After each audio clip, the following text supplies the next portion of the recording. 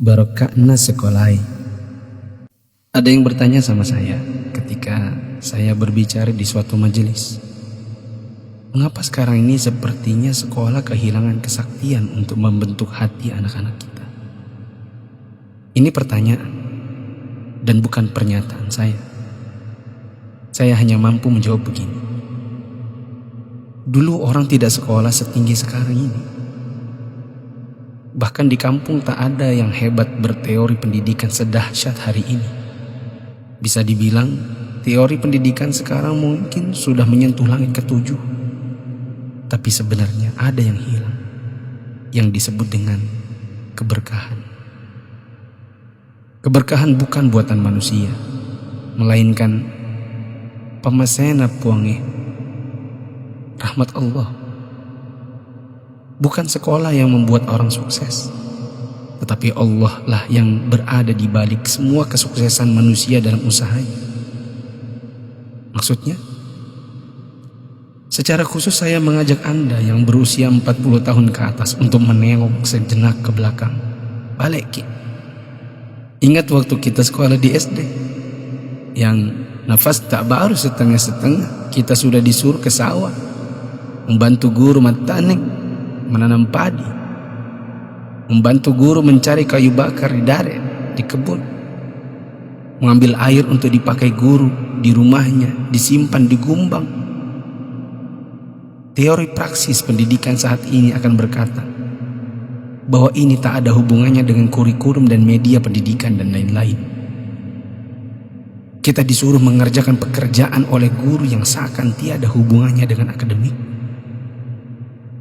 Bukan itu saja, bahkan mungkin kita pernah menjaga jualan guru. Tak hanya itu, kita kalau dipukul oleh guru hingga setengah hidup, atau masengo, mimisan, akibat pukulan mister kayu guru dan jangka pelingkar yang ujungnya runcing. Disinilah intinya. Atas itu semua, pernahkah orang tua kita protes? Pernahkah orang tua kita mengeluh dengan tugas-tugas tadi? Pernahkah orang tua kita melarang kita ikut ekskul dalam tanda kutip yang saya sebutkan tadi, mencari kayu, mengambil air? Sama sekali no. Orang tua kita tidak pernah mempersoalkan. Inilah mata air yang mengalirkan keberkahan. Atas kesabaran orang tua terhadap dunia persekolahan, Allah pun menurunkan rahmatnya. Dia membalas kebaikan hati orang tua atas penghormatan terhadap guru dan eksistensi sekolah yang bahkan mungkin dengan segala kelemahan. Tak perlu pakai teori pendidikan, sebab orang tua kita tak paham itu semua. Tapi teori dan kehendak Allah yang berlaku.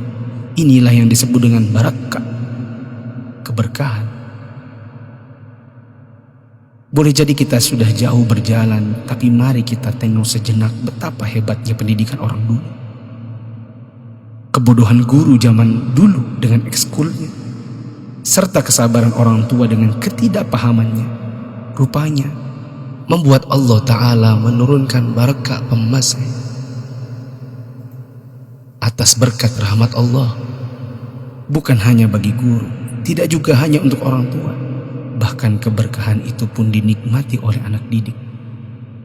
Tengoklah sekarang, orang tua memenjarakan guru, anak memfitnah gurunya, dicubit bilangnya ditempeleng, diajari katanya dicaci maki,